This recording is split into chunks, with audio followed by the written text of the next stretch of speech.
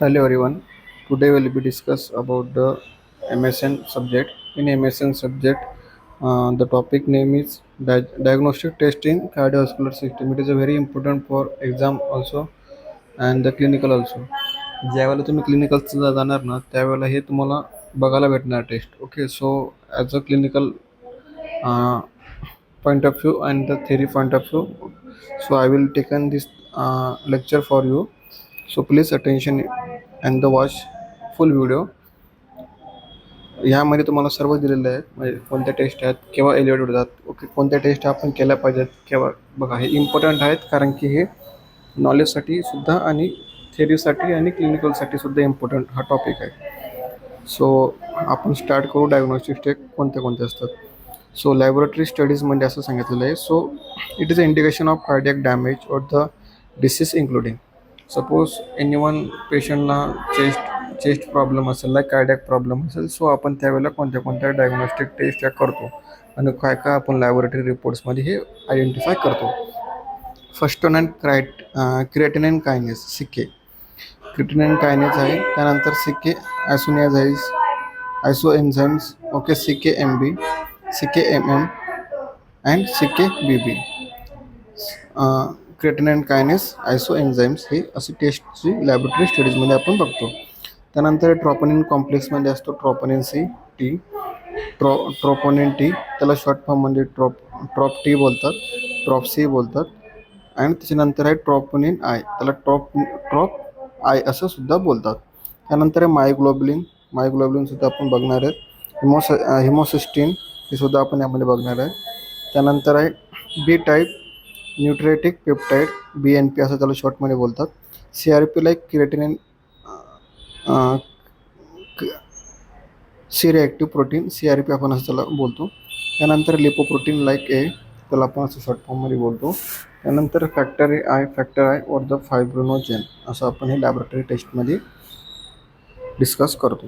So at the time of doctor you will be ask about that the creatinine kinase, okay, C K M B, in which condition you will be perform this procedure, okay, perform this taste.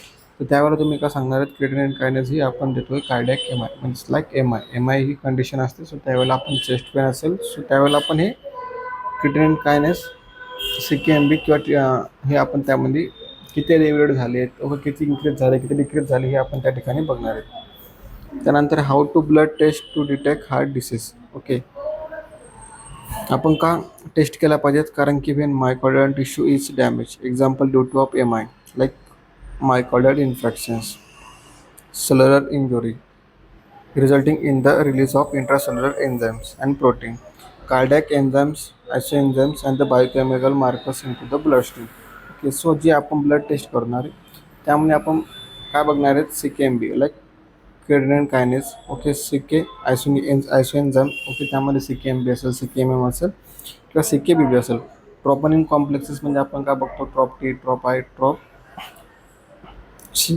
त्यानंतर आहे myoglobin आपण सुद्धा बघतो, हे M I, okay, cardiac markers हे आपण त्याला बोलतो. त्यामध्ये आपण काय बघणार आहे, ज्यावेळेला आपण कार्डियक टेस्ट करतो, reason for the myocardial tissue damage, okay, ज्यावेळेला मायकॉर्डियल टिश्यू डॅमेज होतात, मायकॉर्डियल सेल डॅमेज होतात, त्यावेळेला आपण हे टेस्ट करतो. सो टेस्ट करण्याचे मागचे रिझन लाईक तुमचे सिम्टम्स कसे फाइंड आउट होतात, लाईक सिम्टम्स म्हणजे काय, चेस्ट पेन होत असेल, ओके, ई सी जी एलिव्हेटर असेल किंवा ई सी जीमध्ये चेंजेस असेल, त्यावेळेला आपण हे टेस्ट करतो. ओके, फर्स्ट प्रायोरिटी आपण काय करतो, कार्डियक सिस्टीममध्ये ज्यावेळेला आपल्याला फर्स्ट टेस्ट करायची असेल, जी की फिजिकल टेस्ट आहे, म्हणजे कोणती, ज्यामध्ये आपण काय करणार आहेत की ई सी जी लीड्स अप्लाइड करणार आहेत पेशंटच्या चेस्टवरती, आणि त्यावेळेला आपण फाइंड आउट करणार आहेत ई सी जी लीडमध्ये काय चेंजेस आहे. ओके, चेंजेस असेल त्यावेळेला आपण काय करणार आहेत, चेंजेस झाल्यानंतर आपण हे टेस्टकडे जाणार आहेत. आता आपण बघूयात कोणत्या कोणत्या टेस्ट आहेत ज्या की आपण काय केल्या पाहिजेत. आता C K for the creatinine kinase मी तुम्हाला जस्ट एक्सप्लेन केलेलं आहे. आता त्यामध्ये काय असतात, catalyst for energy productions and is found in brain, okay, myocardium and skeletal muscles. Okay, C K म्हणजे कुठं, क्रिएटिनिन कायनेस हे कुठं असतो, catalyst for catalyst for the energy प्रोडक्शनसाठी. Energy production is found in your brain, your myocardium layer tissues and your skeletal muscles. ह्यामध्ये आपल्याला find out करायला भेटतात, म्हणून आपण ही टेस्ट करतो. 98% of sensitivity for AMI for 72 hours for after infections. Okay, acute myocardial infection जर का असेल, सो 98% ऑफ सेन्सिटिव्हिटी चान्सेस काय आफ्टर द 72 hours आपण हे इन्फेक्शनमध्ये चेक करू शकतो. CK is sensitive but not specific for myocardial injury. Okay, creatinine kinase हे सेन्सिटिव्ह आहे बट हे नॉट स्पेसिफिकली फॉर मायकॉर्डियल इंजुरीसाठी नाही आहेत, म्हणून आपण TROP म्हणजे काय ट्रोपोनिन टी ही आपण कुठं करतो, मायकॉर्डियल इन्फेक्शन इंजुरीमध्ये करतो. आता normal range of the CK for the creatinine कायनेसची काय is 22 to 198 unit per litre. Okay, unit per litre हे त्यांचे नॉर्मल रेंज आहे, युनिट आहे. Okay, unit will be identify like that unit. Okay, like unit per litre. Okay, U per liter. Okay, 22 to 198 is the normal range of the CK like creatinine kinase in your body. So CK ASO enzymes like CPK ASO enzymes, they are more specific than the CK of creatinine kinase. Okay, CPK ASO enzymes. Okay, CK ASO enzymes, CKBB. Okay, CK1, CKMM like CK3, and the CKMB for the CK2. Okay, CKBB is found in mainly in your brain. Okay, CKMB is found in your cardiac and skeletal muscles. CKMM is found in your muscular injury. So CK1 is CKBB is for the predominates in your brain. Okay, prostate, lungs, and the GIT. Okay, gastrointestinal tract, and the urinary bladder, and the uterus, and the placenta, and the thyroids. Okay, so it's in found in that the your body fat. Okay, your body system. CK2. Okay, CKMB. It is found in predominant for the cardiac cells like 30%, and the skeletal muscles in at least 1%. Okay, CK3, CKMM is a predominant in skeletal muscles in 99%, and the cardiac muscles in 70%. So हे CK like creatinine kinase हे enzymes असतात जे की आपण find out करतोय आपल्या बॉडीमध्ये कोणत्या लेअरमध्ये आहे. ओके, कोणत्या पार्ट ऑफ बॉडीमध्ये आहे. सो ह्या ठिकाणी आपल्याला काय करणार, कार्डियक मार्कर्स जे असेल त्यामध्ये आपल्याला हे हेल्पफुल होतं फॉर द क्रिएटिनिन कायनेस क्रिस्टल जे एनर्जीसाठी प्रोडक्शन करतात तुमच्या हार्टमध्ये. त्यानंतर आहे ट्रोपोनिन कॉम्प्लेक्स. आता आपण बघू ट्रोपोनिन कॉम्प्लेक्स हा कोणता. Okay, located on the filament of the contractile apparatus of stated and the skeletal muscles and consist of the three subunit. त्याची 3 subunit आहेत like troponin C, troponin T, troponin I. Troponin C. So in the presence of the myocardial damage, troponin complex on the myofibril breaks down to the subunit of troponin are also released into the bloodstream. Okay, so हे जे troponin complex आहे हे troponin complex तुमच्या मायकॉर्डियल जे cells असतात, जे tissues असतात त्याला ब्रेक करतात. ओके, सो सब युनिटसाठी आपण त्याला काय रिलीज करतो, ब्लड स्ट्रीम म्हणून ते रिलीज करतात. सो त्यावेळेला आपण ते आयडेंटिफाय करतो.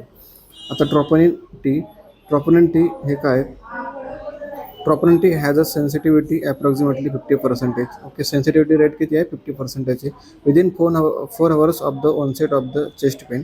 ज्यावेळेला 4 hourमध्ये चेस्ट पेन होत असेल, इन दॅट 4 hour में अगर चेस्ट पेन हो रहा है पेशेंट को. Okay, so but the increase in approximately 70% sensitivity after the 6 hours of onset of the approximately 100% of the sensitivity in 12 hours. Okay, but in sometimes मध्ये काय होणार की approximately 75% of sensitivity rate is increase after the 6 hours of the test you will be doing to the patient. Onset and the approximately 100% of sensitivity in 12 hours. Okay, so at the time of peak level, okay, at the time of peak level किती आहे ट्रॉपटीचा, it is 12 hours of the after the your diagnostic take. Okay, so sensitivity rate is to be 100% approximately. TROP-I has been found to be the most sensitive and the specific for the myocardial injury. It has little sensitivity within 4 hours of the onset of the chest pain, but increase into 96% of the sensitivity after 6 hours of the onset of the symptoms. Okay, TROP-I like troponin I, it is found in your sensitive and the specific myocardial injury at the time of you have suffering from the myocardial injury. So that time it is a specific and sensitivity test you will be found in your cardiac test. So in it has little sensitivity. Okay, means like small type of sensitivity rate is to be within the 4 hours of the onset of the chest pain. Okay, suppose patient is suffering from the onset of the chest pain, so the sensitivity rate within the 4 hours of the uh, test.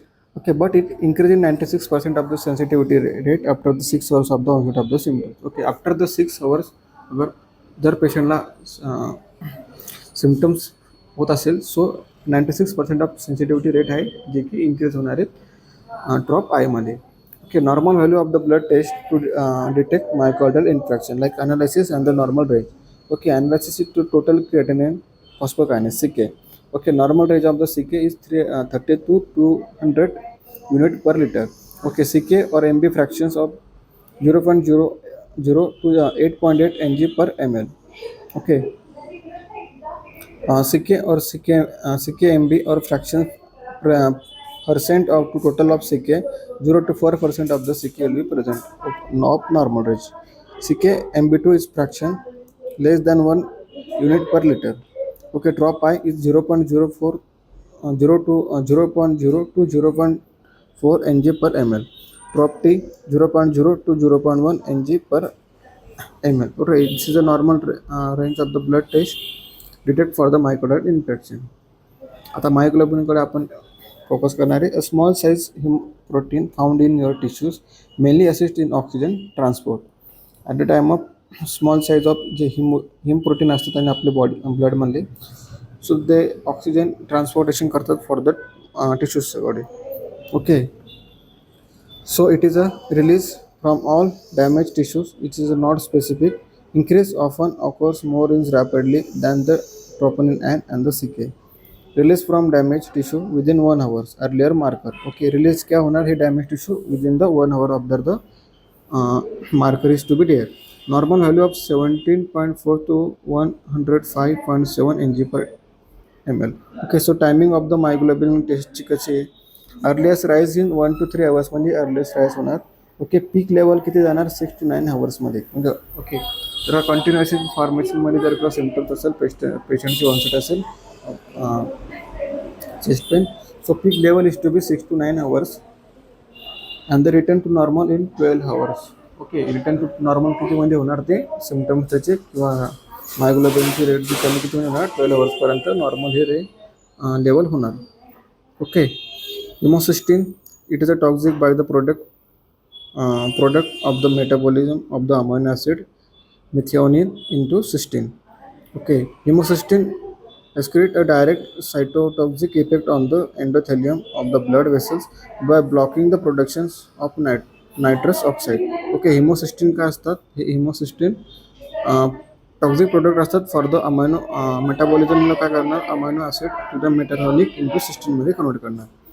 So it is a vasodilator, meaning that release the inner muscles of the your blood vessels, causing the vessels to widen into the way nitric oxide increase the blood flow and the lower blood pressure. Okay, so ज्या वेळेला आपल्या बॉडीमध्ये okay like cardiac marker काय work करतात जे की ज्या वेळेला कॉन्स्ट्रिक्शन झालेले असतात आपल्या वेसल्स. सो वेसलला कॉन्स्ट्रिक्ट झाल्यानंतर वाईड ओपनिंग केव्हा करणार डायलेट केव्हा करणार हे करणार. ओके, वासोडायलेटर म्हणूनही वर्क करणार हेमोसिस्टीन म्हणून. Okay, increase homocysteine level ultimately resulting in the atherosclerosis CAD like congestive artery disease, coronary artery disease, MI, stroke and the thromboembolism and the peripheral vascular disease. Okay, homocysteine ज्या वेळेला increase होणार त्यामुळे काय होणार पेशंटला MI,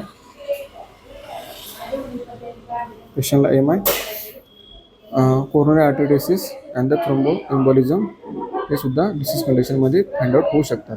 okay, find out your causes increase in the homocysteine in the body.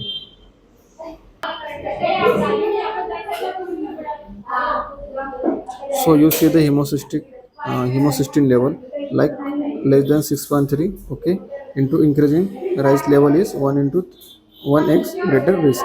Okay, 6.3 1x greater risk, 10 2x greater risk, 15 जर का असेल तर 4x greater risk मध्ये चान्सेस आहे, 20 असेल तर 9x greater risk पर्यंत चान्सेस आहे फॉर द हेमोसिस्टीन लेवल म्हणजे हेमोसिस्टीन कंडिशनमध्ये.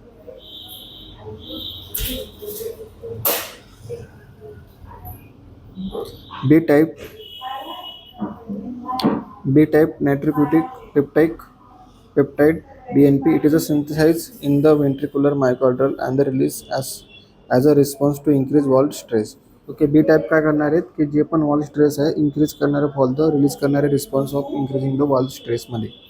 BNP is use for the diagnosis and the prognosis of the suspected heart failure. Okay BNP काय करणार आहे हे सस्पेक्ट करणार आहे की ज्या ठिकाणी आपल्याला हार्ट फेलियर असेल आपलं ओके हे प्रोग्नोसिस करणार आणि डायग्नोसिस करणार for the help of the पेशंटमध्ये. आता पेशंट पॉप्युलेशन बघू न्यूट्रिएंट पेप्टाइड लेवल बघू आणि ॲक्शन बघू. Risk for the heart failure it is a NT for the probe of BNP increasing the 125 pg per ml. BNP is also 15 pg per ml. Okay, the action is more frequent follow-up consideration of the intensifications of the existing therapy. Ambulatory heart failure असेल तर increasing the 30% of the form of clinical baseline value. More frequent follow-up intensifications of the heart failure therapy. Hospitalized for HF म्हणजेच like heart failure and the before discharge. So increasing the decreasing chance 30% of the admissions value. Discharge if relatively free from congestions.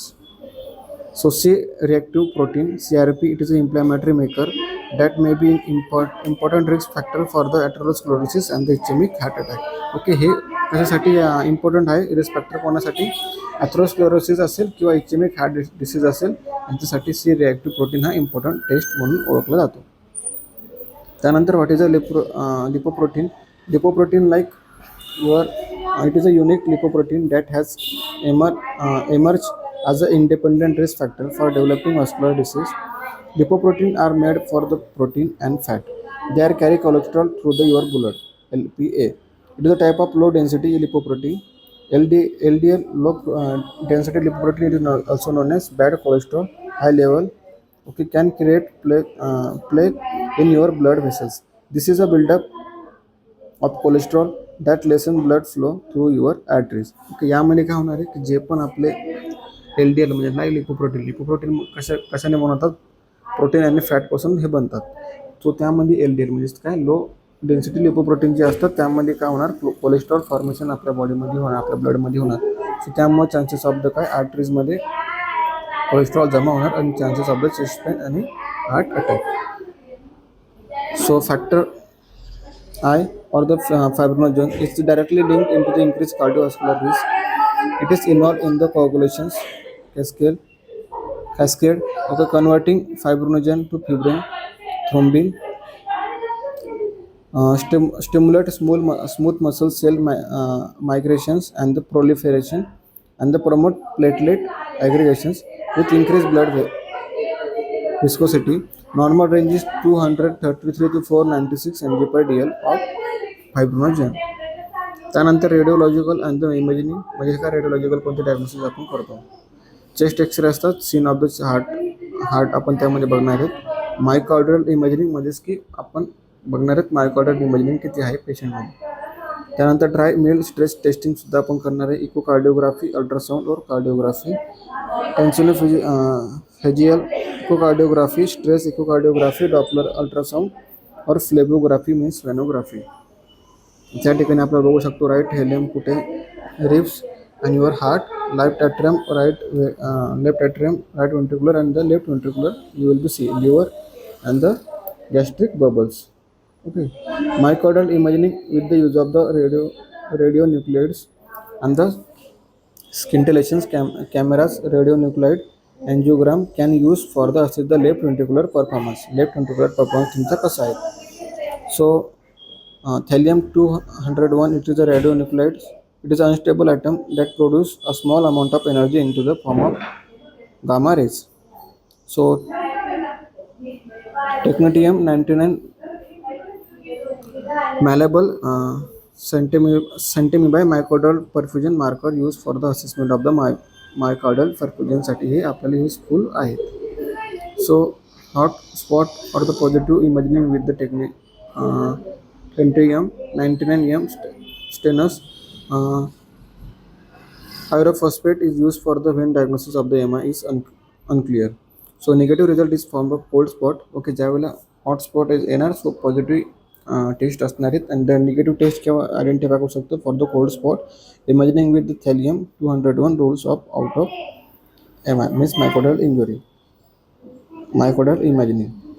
So radionuclides ventriculogram with the tentrium 99M is used for the elevated valve structure and the ventricular functions. So treadmill stretch testing या ठिकाणी करतात for the 70 to 80% of the heart rate will be rapidly increase होतात त्यामध्ये. So echocardiography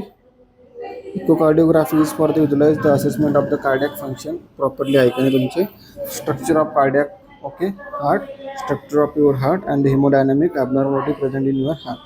So the record is high frequency sound vibrations that have been sent into the heart through the chest wall. The cardiac structure returned to the echo drive of the ultrasound. The motions to the echoes are traced on the oscilloscope and the recorded on the film. Okay, त्या फिल्ममध्ये तुम्हाला recording भेटणार तुमचे structure of your heart okay functioning properly आहे का नाही, which level of abnormality present in your heart. So या ठिकाणी क्लिनिकल आपण बघू शकतो फॉर द हार्टचे डायग्राम. ओके, त्यानंतर ट्रॅकिओसिफेजियल इकोकार्डिओग्राफी TEF आपण ही सुद्धा करतो डायरेक्टली टू द हार्टमध्ये. सो स्ट्रेस इकोकार्डिओग्राफी आपण करणार आहे, तू चेक करणार for the treadmill. Okay, walk करायला लावणार ट्रेडमिलमध्ये आणि किती around for fiddle around 15 to 5 to 15 मिनिटपर्यंत आपण इन केसमध्ये आपण त्यांना वॉकिंग करायला लावणार आहे. Fitness of your age your provider will be asked to will stop.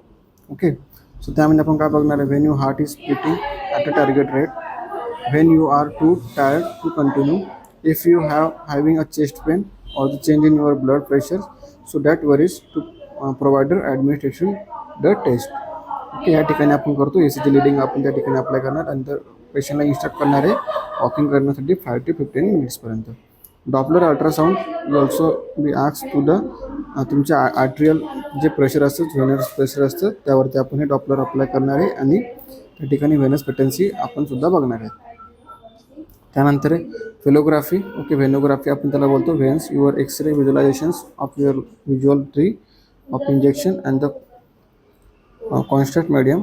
Okay, renography to detect the venous ऑपल्सन. ओके, जे पण तुमचे व्हेनसमध्ये थ्रोम्बोसिस असणार आहेत डीप वेन थ्रोम्बोसिस ती या ठिकाणी आपल्याला आयडेंटिफाय करायला भेटतात. राईट फेरोफेरल व्हेनमध्ये थ्रोम्बोसिस जर का प्रेझेंट असेल सो आपण त्या ठिकाणी हे आयडेंटिफाय करू शकतो. अदर डायग्नोस्टिक ते कोणत्या आहेत, इलेक्ट्रोकार्डिओग्राम, एन्जिओग्राफी आहे, डिजिटल सबस्ट्रक्शन और द एंजियोग्राफी और द डिजिटल IV एंजियोग्राफी आहे, डायग्नोस्टिक फिजियोलॉजी स्टडीज आहे अँड कार्डियक कॅथेटरायझेशन्स आहे. ओके, ह्या नॉर्मल टेस्ट तुम्हाला माहिती आहे, पण ज्या टेस्ट आपल्याला माहिती होतं आपण त्याबद्दल जास्त आलं डीपमध्ये स्टडी केलेला आहे. सो तुम्ही सुद्धा क्लिनिकल्समध्ये असाल तर त्यावेळी तुम्ही ह्या टेस्ट बघू शकता. Okay, time of elevation, time duration तुम्ही त्या ठिकाणी रिकवर टाईम बघू शकता. ओके, सो आपला हा टॉपिक होता आज मेडिकल सर्जिकल नर्सिंगमधला, ज्यामध्ये आपण बघितलं कार्डियक सिस्टीममध्ये आपण कोणते टेस्ट आहे ज्या की प्रिफर करतो मोस्ट ऑफ, की इम्पॉर्टंट सुद्धा आहे हा टॉपिक आणि क्लिनिकल बेस्ड सुद्धा आहे. ओके, सो या ठिकाणी तुम्ही स्टडी करा प्रॉपरली. माझं मी लेक्चर घेतलेलं आहे, काही डाऊट असेल तर विचारू शकता. Okay, thank you so much.